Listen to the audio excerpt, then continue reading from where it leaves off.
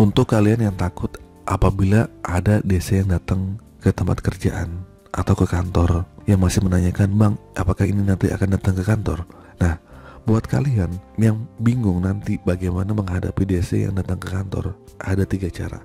Bagaimana itu, Bang? Simak video ini sampai habis. Buat kalian yang saat ini gagal bayar pinjol ya, mungkin akan merasa resah gitu, takut banget. Bukan hanya untuk kalian yang bingung apakah DC akan ke rumah, tapi juga teman-teman yang bekerja di sebuah perkantoran atau di sebuah tempat kerja.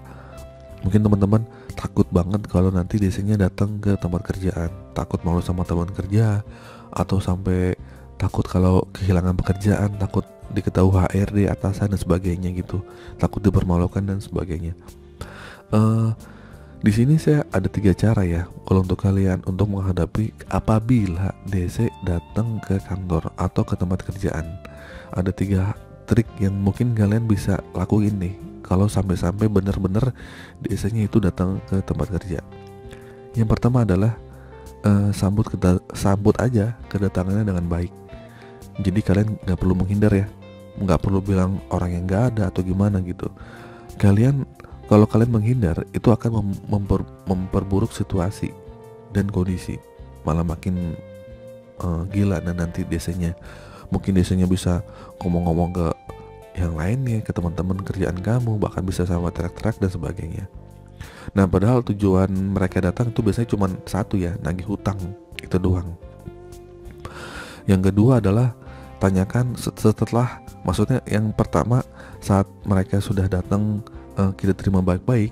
Langkah yang kedua adalah tanyakan surat-surat kelengkapan dari si DC itu. Tanya aja nggak apa-apa gitu kan. Ya walaupun biasanya suratnya berupa lembaran yang nggak jelas ya, printan tulisan tangan gitu, walaupun kita tahu sebenarnya itu surat-surat yang apa sih, template gitu loh, yang nggak resmi gitu. Tapi apa salahnya sih kita nanya gitu. Atau biasanya ada DC, emang kalau saya kasih emang situ mau bayar gitu kan, ya bilang aja gitu kan, saya mau bayar apa nggak bayar bukan urusan situ gitu. Bilang juga kalau saya nggak bisa bayar emang kenapa, gitu aja. Ya udah, kalau emang nggak bisa bayar juga pasti DC-nya juga bingung juga kan, bilang ya abangnya mau bantuin aja. Pokoknya gitu ya. Ini sangat penting ya buat kalian yang didatangin DC untuk menanyakan surat seperti identitas, surat tugas, juga sertifikasi. Tapi saya yakin sih kadang DC nggak ada yang menyertakan ini gitu. Bahkan sekelas pinjaman resmi aja seperti Kredivo mungkin aku laku, kadang ini nggak melengkapi sih, jadi bingung juga ya gitu kan. Yang ada juga akhirnya kalau kita menanyakan itu malah jadi konflik gitu. Tapi untuk menanyakan identitas ini sebenarnya hak kita ya gitu kan, itu sebuah hal. Kalau ada DC yang sampai marah-marah ya udah berarti ini DC-nya abal-abal. Kalau sampai bilang, "Bang, orang itu nggak bisa ini apa namanya, DC-nya nggak mau nunjukin semuanya gitu, gimana ya terserah deh gitu kan. Kalian mau usir silahkan, atau kalian mau bilang saya mau terima orang tamu yang resmi, itu aja. Datang dengan tujuan dan maksud yang mau ngapain gitu kan.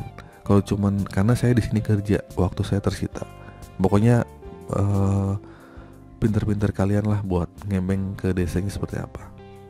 Nah, yang terakhir adalah kalau misalnya udah menjelaskan semua, yang mungkin satu sudah diajak masuk baik-baik, kedua tentang masalah surat-surat yang kelengkapan dari DC-nya, yang ketiga adalah yang terakhir, jelaskan kondisi kalian. Jujur aja kalau misalnya kalian emang nggak bisa bayar, bilang aja. Tapi satu kuncinya, jangan pernah janji bayar, oke? Tapi ini jelasinnya dengan cara sopan, baik-baik ya. Mungkin nanti biasanya kan ya kalian kan tetap bekerja, ini gimana masa nggak ada uang, ya jelasin aja gitu. Kebutuhan saya bukan ini, saya bilang aja saya kelilit begini gitu kan sebagainya. Dan kalau DC yang ngancam, ya udah saya akan balik lagi, nggak apa-apa silakan.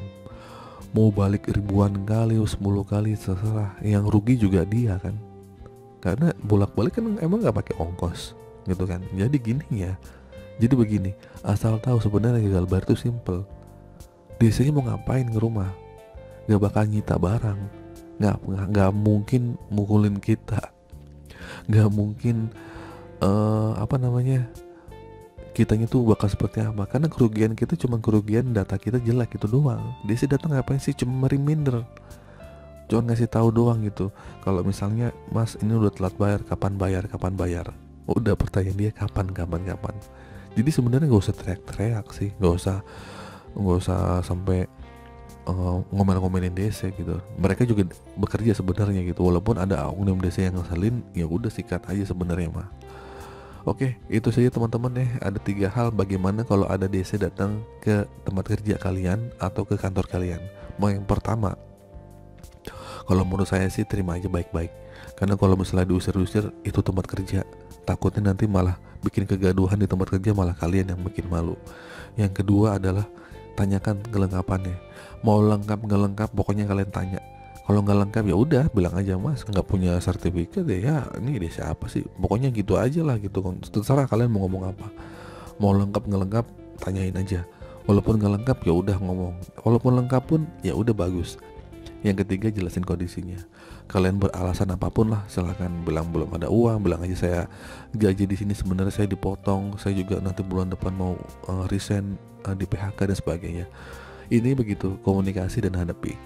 Oke, itu saja teman-teman video kali ini. Semoga video ini bermanfaat. Akhir kata, assalamualaikum warahmatullahi wabarakatuh.